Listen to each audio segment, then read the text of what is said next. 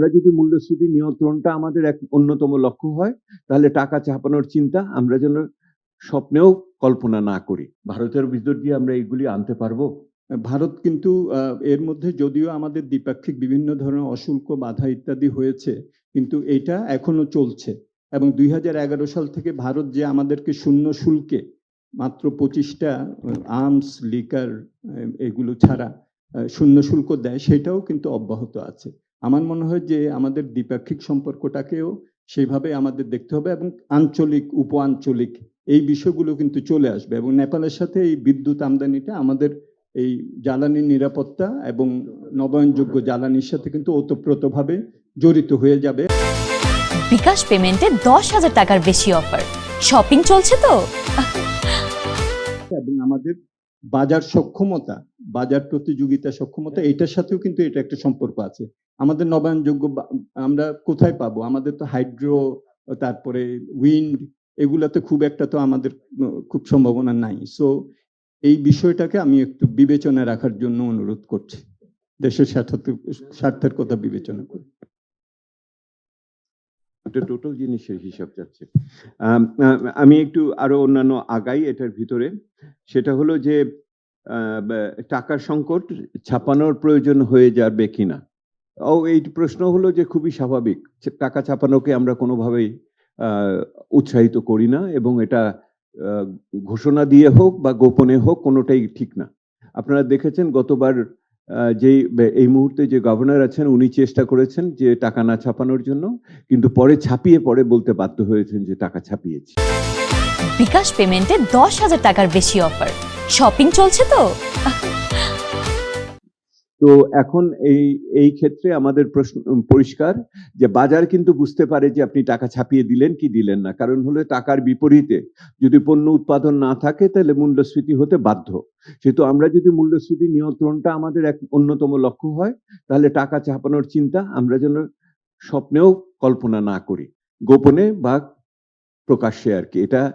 এটা আমার একটা মানে আমরা যেটা বলি নীতি সূচক যেন না হয়, পলিসি অবজেক্টিভ বা পলিসি ভ্যারিয়েবল যেন না হয়, এইটা আমাদের পরিষ্কার থাকতে হবে। তো এটা একটা টাকার বিষয়, একটা উত্তর আছে।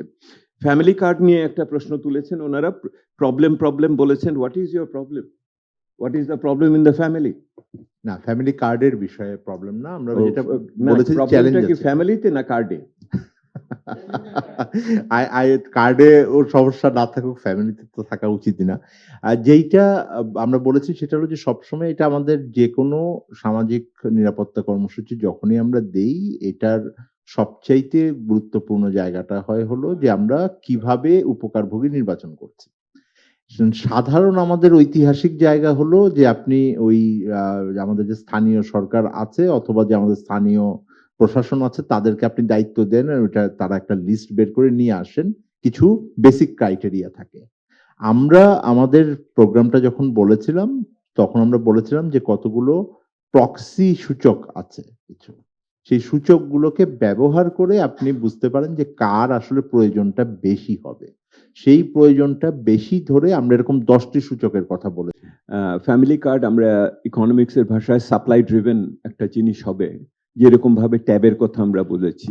তো এটার ভিতরে দুর্নীতির আশঙ্কা থেকে যাবে। আমার প্রথম অবস্থান হলো যে এইটাকে আগামী এই অর্থ বছরের ভিতরে না নিয়ে আসা। এটাকে আনতে হলে আমি দুটো জিনিস বলতে চাচ্ছি। একটা হলো যে এই বছরের মাঝামাঝি সময় স্থানীয় সরকার নির্বাচন হবে, এবং সেই স্থানীয় সরকার নির্বাচনের আকাঙ্ক্ষা ইতিমধ্যে নতুন মন্ত্রী বলেছেন, মির্জা ফখরুল সাহেব। সেহেতু যদি স্থানীয় সরকারের প্রতিনিধিরা দায়িত্ব নেন একটি স্বচ্ছ সুষ্ঠু নির্বাচনের মাধ্যমে, তাহলে এই ফ্যামিলি কার্ডের চয়নটা, এই যে নির্বাচনটা আরেকটু জবাবদিহিতা এবং স্বচ্ছতার ভিতরে হবে বলে আমরা মনে করি। এটা হলো 1 নম্বর। দ্বিতীয় যেটা আমরা বলেছি, আমরা যদি আপনাদের প্ল্যাটফর্মের, আমাদের সিটিজেন্স প্ল্যাটফর্মের নির্বাচনী ইস্তেহার দেখেন, আমরা খুব গুরুত্ব দিয়েছি যে ডিজিটাল সমন্বিত একটি তথ্য ভান্ডার লাগবে। একটা ডিজিটাল সমন্বিত তথ্য ভান্ডার যদি থাকে, তাহলে একই পরিবার একাধিক জায়গা থেকে বিভিন্ন সুবিধা পাচ্ছে কি পাচ্ছে না সেটা আমাদের কাছে পরিষ্কার হবে। শুধু এনআইডি কার্ডের তথ্য না, অন্যান্য কার্ডের তথ্য ওটার ভিতরে আসবে। ফার্মার্স কার্ড থাকতে পারে, অন্যান্য কার্ডের তো ছড়াছড়ি এখন। তো সেহেতু ওইটারই আপনার দেখতে হবে। সে আমার দুটো বিষয় এটার সাথে, যে চয়নের বিষয়, একটু অপেক্ষা করেন, স্থানীয় সরকার নির্বাচনটা হোক। স্থানীয় সরকার নির্বাচন হলে এটার চয়নের সুবিধা হবে এবং আর্থিক দিক থেকেও আমরা পরবর্তী অর্থ বছরের দিকে যাব। এর ভিতরে ডিজিটাল তথ্য ভান্ডারটাকে শক্তিশালী করেন, যাতে করে আমরা ওই সঠিকতা যাচাই করার একটা স্বচ্ছতার জায়গাটা আমরা শক্তিশালী করতে পারি। আপনার টাকার অঙ্ক দিয়ে আপনি এটাকে শুধু বিবেচনা করলে হবে না, এটাকে জিডিপির অংশ হিসেবে আপনার বিবেচনার ভিতরে সেই অর্থে আনতে হবে। তার অর্থ এই যে আগামী দিনে সরকারি ব্যয়কে জিডিপির অংশ হিসেবে ওনাদের বাড়াতে হবে। তো সরকারি ব্যয়ের জিডিপির অংশ হিসেবে বাড়াতে গেলে শেষ বিচারে তো অর্থায়নের প্রশ্ন উঠবে, সেটা হলো রাজস্ব আদায়ের বিষয়টি আসবে আর কি। আমাদের এই পুরো আলোচনাটা আপনারা লক্ষ্য করে দেখেন, আমাদের আর্থিক সম্ভাব্যতার দৃষ্টিভঙ্গি থেকে চাহিদা মেটানোর কথা বলছি আমরা। এইটি বাস্তব আমাদের কাছে অভিজ্ঞতা থেকে আসছে। এমন না যে ব্যয় করার জন্য কোথা থেকে টাকা ছাপাবেন, কোথা থেকে ঋণ নেবেন, এটা আপনাদের ব্যাপার, আমরা এইভাবে বলি না। এটা একটা দায়িত্বশীলতার পরিচয়ক হবে না বলে আমাদের মনে করি। এবং গত 2 দশকের যদি আপনারা উন্নয়নের বয়ান যেটা আমরা বলেছি আমাদের শ্বেতপত্রে, আমরা যেটা ব্যাখ্যা করেছি, সেটার ভিতরে আপনারা দেখবেন যে এইটারই সমালোচনা আমরা ওখানে দিয়েছি। বৈদেশিক ঋণের ক্ষেত্রে যেটা হয়, এখানে দুটো জিনিস আছে। সেটা হলো যে পুরনো যেই আমরা ঋণগুলো নিয়েছি সেইটার ফেরত দেওয়ার সময় চলে এসছে। এইটা নট নেসেসারিলি ওই অন্তর্বর্তীকালীন সরকারের তাৎক্ষণিক সিদ্ধান্তের ফলাফল। দ্বিতীয় যেটা আছে বৈদেশিক ঋণের মধ্যে আরেকটা, সেটা হলো যেই আমরা বাজেটারি সাপোর্ট গুলা বলি, যেটা বাজেটকে চালানোর জন্য, সেইটার চাপটা কিন্তু তৈরি হবে। এটা কারণ ওইটা তাড়াতাড়ি ফেরত দিতে হয়। কারণ আপনাদের পুরনো মনে আছে যে আগে আমরা বিশ্বব্যাংক থেকে যখন 80 দশক 90 দশকের ঋণ নিয়েছি, ওইটার মানে 40 বছর ধরে ফেরত দিতে হতো। ওটা আস্তে আস্তে বাড়ছে, ওইটার ম্যাচুরিটি গুলো আসছে। আর এইটা কিন্তু তাড়াতাড়ি ফেরত দিতে হবে। এর ভিতরে আইএমএফ এর থেকে যেটুক সাপোর্ট আছে কেন্দ্রীয় ব্যাংকের জন্য, সেটাও থাকবে সামনের দিনে।